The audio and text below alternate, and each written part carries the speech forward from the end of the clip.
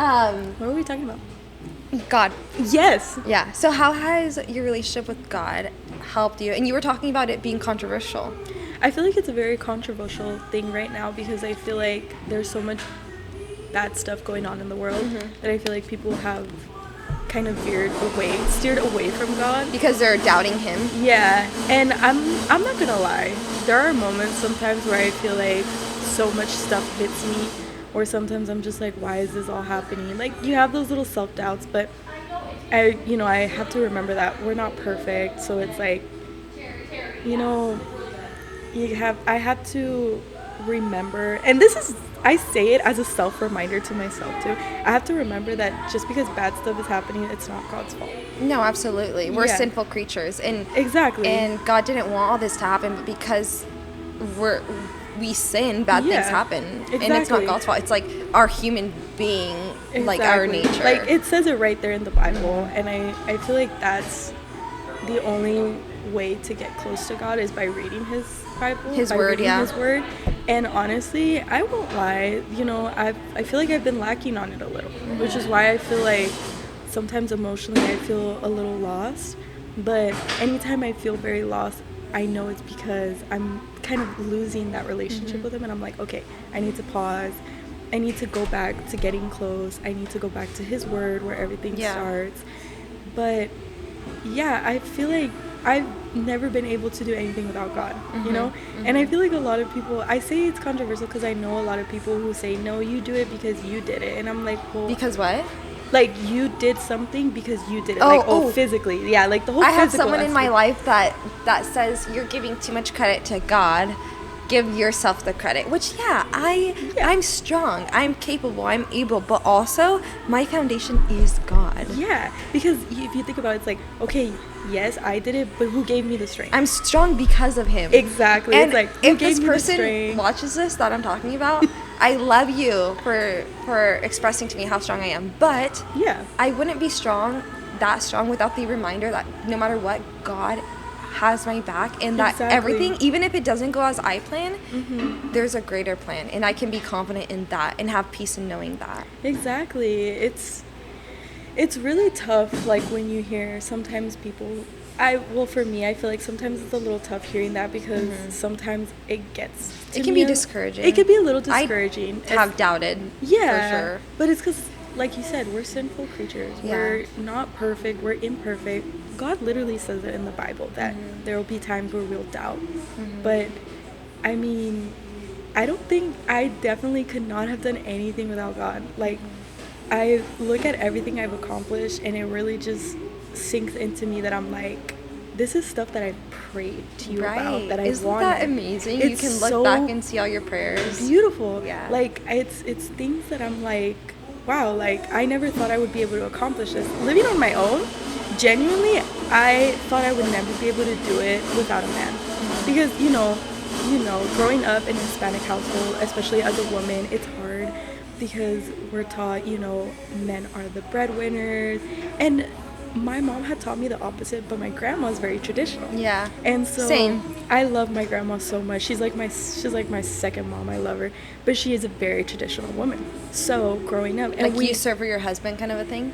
Not really. Okay. Or more like I made that face already. Yeah, because no, I was thinking about my grandma and my grandpa, and they're so funny. yeah. Like it's But traditional in the sense that my grandma is very like, not that you have to serve your husband, but traditional in the sense like, you grow up, learn to do this because you stay with your parents until you get married. Yeah.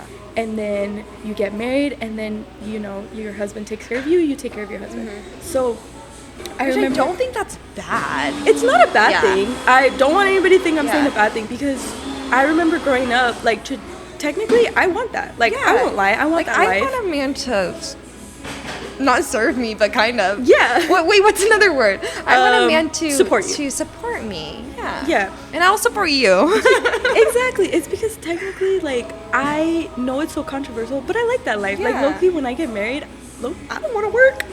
I would like to work by choice. Right. Like, and do your fun work. Like, now that I've instructing, teaching classes. I love teaching But classes. like, you're still like such a boss woman. I think you would, no matter what, you still have that little entrepreneurial side of you. So I'm like, I know that like if I ever get married, I would like to get married. I would like my husband to kind of be the breadwinner. And I just like work, like you said, work for fun, kind of. But I do remember that ever since I was a kid, I've always wanted to live on my own before I got married. Yeah. And I remember my grandma was a little controversial to that with me, where she would say like, no, like you can't live by yourself. Like you're a woman. Like you should be able to like stay with your mom, especially since my mom was a single mom. She's like, you have to stay with your mom until you get married. But I don't know, like I thought that's how it was supposed to be, but deep down I didn't want that. I wanted to be able to show that I could support myself, and then be like, okay, now I can have a guy support me. But so I remember the first time I brought it up to my grandma that I wanted to live by myself. I think I was like 17 or something. Did she freak out? She freaked out, and she said, over my dead body, in No, Spanish. she So yeah, because she didn't. doesn't speak any English. So she was like, over my dead body, if you get your own place, I'm gonna pack myself and I'm gonna live with you. And I'm like, grandma, chill. That's it sweet ain't though. that deep. That's sweet because she cares for you. Yeah, and so she's so funny. But now that the opportunity actually happened, I'm older. She definitely changed her mindset on it. And I told her about it, and she goes, no, well, you know, at first she tried to push, like, for me to have my mom live with me. Oh. And she was very like, take your mom, like, why isn't your mom gonna live with you? And I was very like, it's because it's not that I don't want my mom to live with me. I love my mom, you know? I just want to show that I can do it. I just want to be able to show myself, not even prove to anybody else. Prove to yourself. Exactly. I want to prove to myself that I can do it. You And know? that builds confidence. Yes. And you gained confidence through doing that. I did. You did. And it's not even just proving to yourself, but also the amount of growth that you get living by yourself. I think everyone should live by themselves. Exactly. It was a hard time living by myself in Seattle in a small studio. Like, I was going through it for a while. Yeah. But the amount of things that I learned, that's how I got into podcasting. That's literally when I started my first podcast. Because I didn't have anyone to talk to, so I would listen to podcasts. This is so sad. But no, it's not sad. As soon as I woke up, I was living by myself. At the time, my boyfriend we were doing long distance. He was in Prosser. Okay. And so I had no friends because it was during COVID. Me and my roommate from the year before, like, didn't really talk, right? Like, we were roommates, we hung out, but after I moved out in the second year of college, we didn't, keep in contact. So anyways, it was just me. And so I would listen to podcasts to feel like there was, I was, No, I get you. You get what I'm saying? I get Anyways, exactly. That's so sad speaking it out, but that's how I really felt. Yeah. And so I thought to myself, well, if they can do it, if they can have a podcast, well, I can too. Yes. And my podcast became top 50 of self-development, and then I ended it all, and then I had to restart. But anyways, that's okay. It all happened for a reason. And Rewrite with Ali wouldn't be a thing if I didn't have that time by myself to grow. I love that for you. And to get into podcasts. Yeah, it's because it helps you like have some like self-discovery. And yeah, so I build mean, confidence. Exactly, confidence. Yeah, self-growth. So I remember my grandma would push it a lot on me, like, oh, like why didn't your mom live with you? And I think it's like finally when she saw how I was doing that she was like, no, you know what? Like, I'm glad you're doing good. Like, I'm great. That's cute. Yeah. And now she just calls me every once in a while to tell me, just make sure you're not out too late. Yeah. But it's because my grandma, she does it out of like safety, you know? Right. So, but now like, it was so funny. Like, the woman who years ago was so controversial about it, like, you can't live by yourself, is now is just calling me. It's just like, how you doing? Yeah. I can't wait to see your place. Yeah. So I love really that. nice. That's so much growth. Oh yeah, honestly, bye. Bye. And it's breaking generational, patterns and maybe instilled beliefs. I feel like that could be harmful. I feel like that's really rooted, especially in like Hispanic cultures, like and machismo stuff. Machismo, all the like, the fact that like women are kind of like sheltered. And like shown like women have to kind of like, oh, you have to like calm down, wait for your man to tell you what to do. Not sparkle as much. Exactly. Yeah. So it's really nice to see, like you said, like that generational curse like being broken, everything. Like, there are some stuff that obviously I love about the culture. Oh, yeah. I love it. I wouldn't choose to be any other culture. Yeah. Oh, no. I love 100% Native American culture. That I'm proud of mine, too. I love being Mexican. It's such a beautiful thing. But, yeah, it's nice to see that growth, especially coming from, like, my grandma, who's, like, a hardcore, like, Hispanic Catholic. Like, she's, like, doesn't speak any English. Wait, so your grandma's Catholic? Yeah. Is your mom Jehovah's Witness? Yes. So how did you guys go from that? My mom, growing up, her story is actually so cute. I always love hearing it when she tells me about it. Growing up, well, my grandma always, like, instilled the whole Catholic thing on them. But my mom, when she had my brother, she was like, there was always something that, like, she thought was missing when she would go to church. She was like, I don't feel that connection. So my dad's sister, so my aunt on my dad's side, she's a Jehovah's Witness, and she was preaching to my mom one time. I don't know exactly how, but she just showed my mom a text in the Bible. Basically, I think it was saying what God's name was, that in the Bible it says that God's name is Jehovah. And when it showed her that, my mom said that it, like, instantly like was like, this is it for me. Like, she was like, spoken to through that. Yeah, so it instantly clicked for her. After that, she said I couldn't stop studying. Really? I read all the books, I was studying all the Bible. So then my dad and my mom were studying with the Jehovah's Witnesses together. And then it was funny because she said, I was like, so, because my mom is like probably one of the smartest people I've known. So she's so good at, like, when she studies, she studies. Yeah, like, she's study mode. So she was studying, and well, my dad obviously, like, same, but he was kind of like a little slower. And so my mom was like, if you don't hurry up, I'm gonna get baptized without you, she said. Oh my. And my dad was like, all right, let's do this. And he locked in? He locked in, and they got baptized together. It was really so cute. Are you kidding? Yeah. That's so cute. So then so once I was born, they were both, like, witnesses, so I grew up with the Jehovah's Witness. That's fun. It's beautiful. Did you ever feel left out, in a sense, from school things like Halloween parties, birthday parties, stuff like that? I remember when I was a younger kid, I didn't feel left out because my mom had always installed in us that we didn't need a certain holiday to kind of, like, celebrate certain things. Our family was very, like, randomly like, hey, I just got you this present because I thought you would like it. Wait, that's a good way to go about it. Yeah. And so that kids don't feel. Yeah, and so anytime there were parties in my school, I remember my mom's like, you don't have to go to school today, like, let's go out. And we would have our own little day. That's so cute. Yeah, so I'm like, I've never really felt left out. And then especially, like, in the church, in the Jehovah's Witness, like, that's where I met my childhood best friend. I met her when I was 4. No, I was 5. She was 4 because she's a year younger than me. And we've been locked in like this since then. Yeah. And so she's a Jehovah's Witness too. And so it's kind of like sometimes I think I felt a little left out when I was reaching my high school years because I noticed that it's just kind of like, I don't know, I feel like high school and middle school is like around that time where like as a teenager you're like you want to fit in, you're going through all friends. These awkward stages. Yeah. And so I remember I was going through like all these awkward hormones and I didn't even know who I was.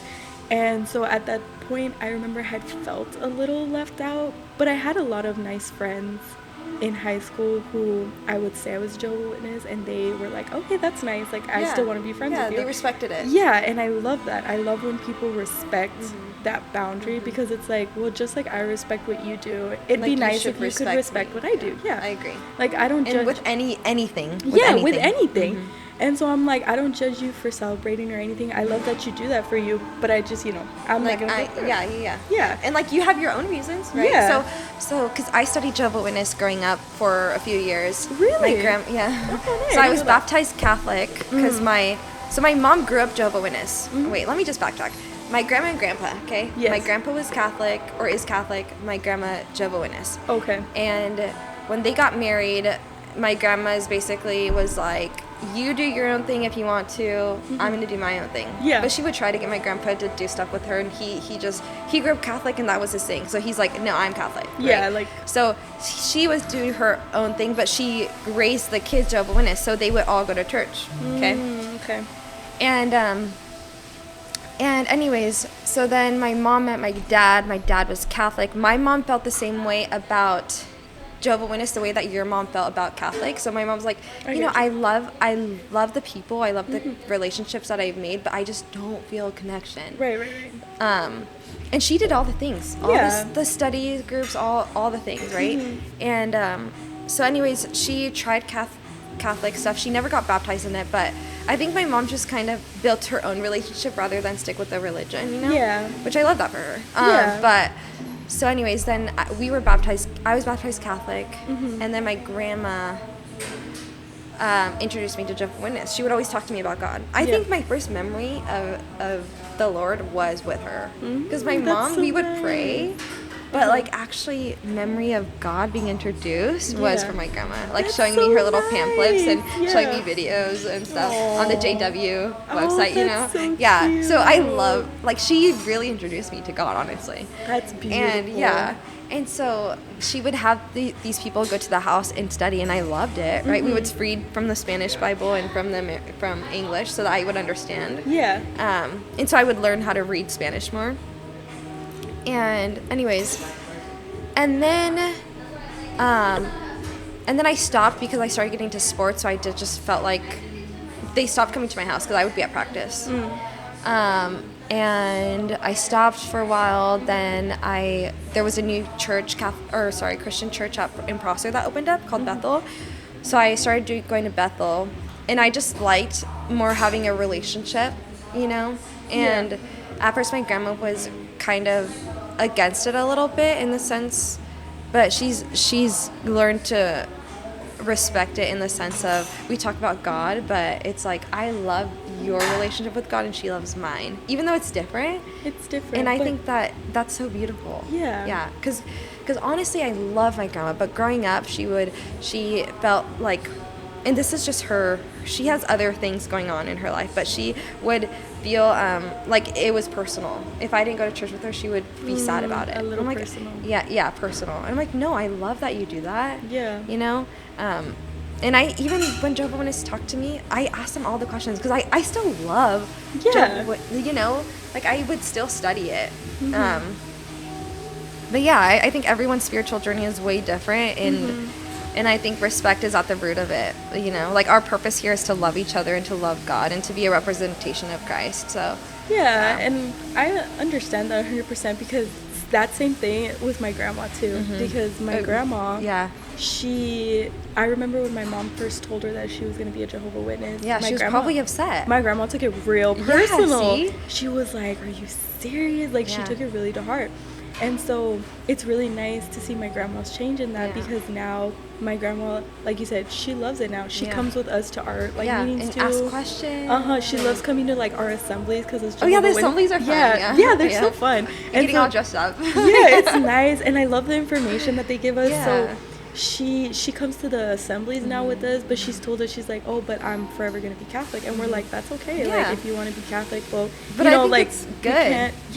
Because like you said, like, honestly, I remember I used to see it a little like that growing up, where it's like, oh, like, there's one way to do it and a wrong way to do it, like a right way and a wrong way. But now it's kind of like, and they have told us too, like, in our meetings as Jehovah's Witnesses, where it's like, we just need to encourage people to just have a relationship with God right now. And be an example. Be that example. And don't condemn. That's why, because I feel like at one point too, maybe like it was a little point where we were a little too judgmental, where we would be like, oh no, but like they're Catholic or they're Christian, and then it's kind of like, wait, stop. Like, I think that's with every religion though. Like, even I know people who don't like want to go to Christian churches because some Christians are super judgmental, and as a Christian myself, I think there is Christian people that I won't lie, there that is are, and that it scares people away. You Yeah. know, even I think in every religion there's people that think that it's my way or the highway, and like if you're, you know, but it's being an example, and then that's what makes people ask questions like, oh, why are you so happy? Well, it's because of God. And then it makes me ask more questions. It's like, like, be that way of inviting, right? Exactly. So I feel like they've encouraged us a lot to view it in that way, because yeah, like you mentioned, I feel like there are, in every religion there's going to be some judgmental people. Yeah. Those people who think, oh no, like you said, my way or the highway. And it's like, okay, no. Yeah. It's like God is not telling us to do it like that, you know. We are all like children of God, so we all need to like love each other. I agree. Find the way. And yeah, now it's just nice to see people have that relationship with God. Like I love your relationship with God. No matter what it looks like. Yeah. No matter what it looks like. Yeah, and I mean, in the Bible, Jesus was with like the prostitutes, the people that were bad people. Exactly. And he was loving I love those people. stories. He was with the, right? So that's why these days when people condemn drug addicts or look at them like they're nothing or whatever, I'm like, Jesus would be with that person. Jesus you're claiming would be that you're right Christian, there. Exactly. But you're telling this guy that he deserves to overdose? Yeah. No. That's not. No. Jesus would be with him, actually. And he would be a little bit sad about the way you're acting. Yeah, honestly. So, my mom used to tell me that growing up, too. She would just be like, if I was ever kind of like if I was ever being a little too attitude or too judgmental, she'd be like, would you be like that if Jesus was right next to you? Oh my gosh, and that's so true, because you wouldn't. No, literally. And I'm like... What's an area in your life that you're currently rewriting? I think it would have to be probably the way that I see things. Mm-hmm. So I feel like right now I'm trying to, like we talked about, breaking like that generational curse. I feel like my mindset was so fixated in a certain way, viewing things in a certain way. Like you have to be like the whole thing, like your timeline, or what do you mean? I think what I mean is like, oh hey, look, that's my mommy. Hi. Hey. That's your mom? That's my mom. Wait, that's so cute. I didn't know she lived here. She's visiting me right now. Oh my gosh, wait, so she's staying with me. Yeah. That's my mommy. Oh.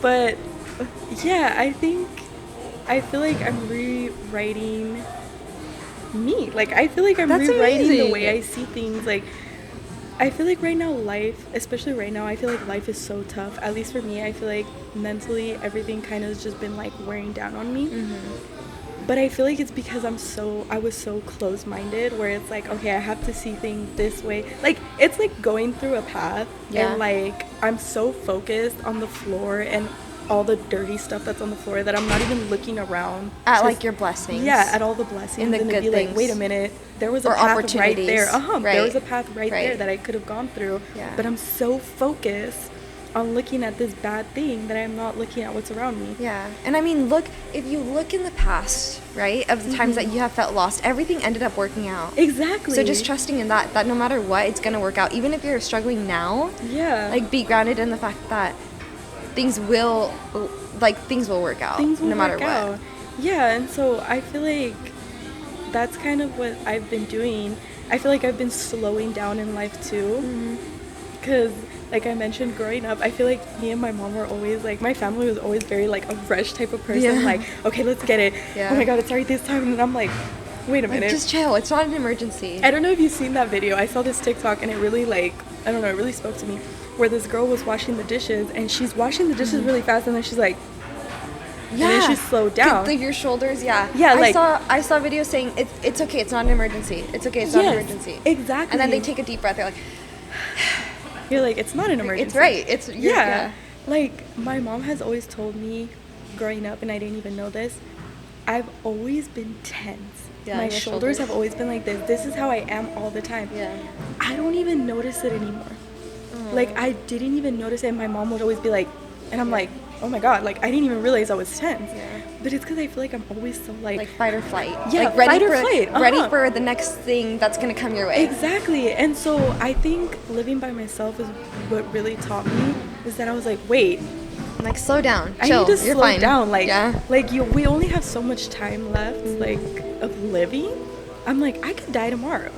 And what am I gonna do? Like, how am I gonna look at my last day stressing? Yeah, no. Oh heck. Hell no. Like, I'm sorry, but no. I'm not gonna spend my last time stressing. No. So, oh my gosh, that's like convicting for me, for sure. Yeah, and so I'm like, okay, I need to calm down.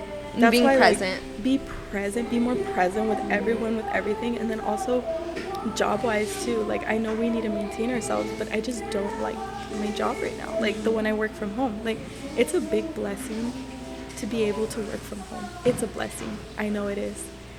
But I just don't like it. Like, I don't like the job that I have to do. I'm stuck on this computer and I just don't like it. So I'm really trying to veer away from that. And I feel like teaching my classes, like being an instructor, really opened my eyes to it. I love it so much. It's so fun. I love teaching. I love that I know what I'm doing. I love looking at everybody. I love the community.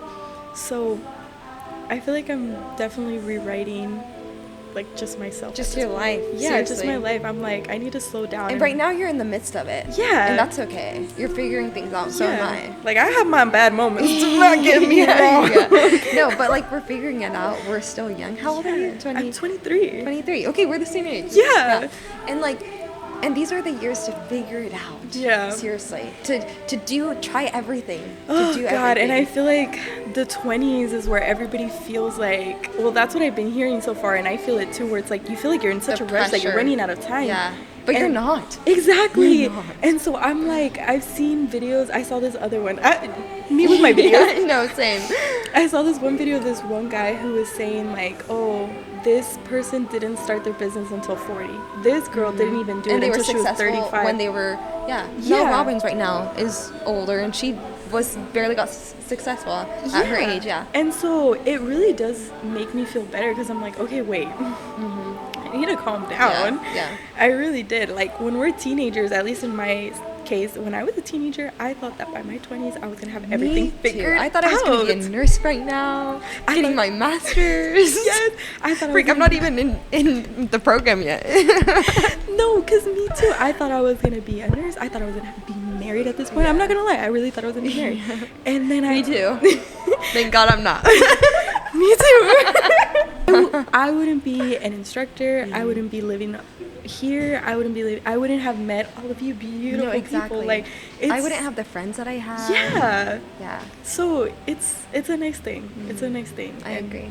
Yeah. Yeah, well, thank you for coming on the podcast. Course. Thanks for having me. I feel like we could talk forever. I know, me too. I keep thinking, I'm like, let's just keep talking. And then I'm like, wait, I should probably work. Yeah.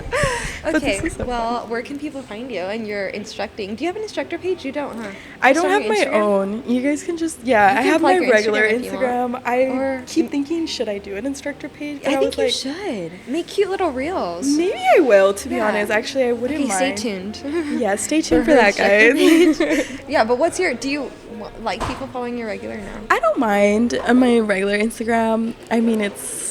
You can also follow I think it's like _sunflowers19 _ Yeah.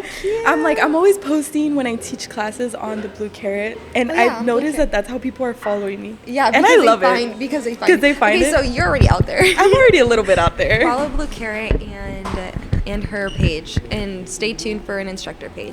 Yes. Okay, see you next time. Bye. So shampoo, I focus on the top of my head. Okay. And then conditioner is always the bottom. Yeah. Oh, okay.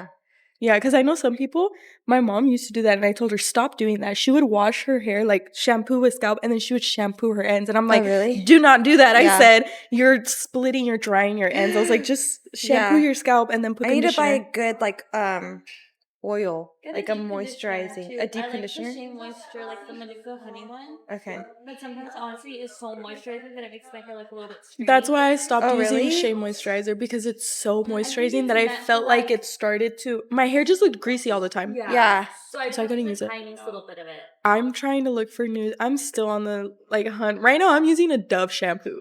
I use a Mika. And I'm not going to lie, it's not that bad. I've heard of a Mika. Yeah. Honestly, I use Pantene.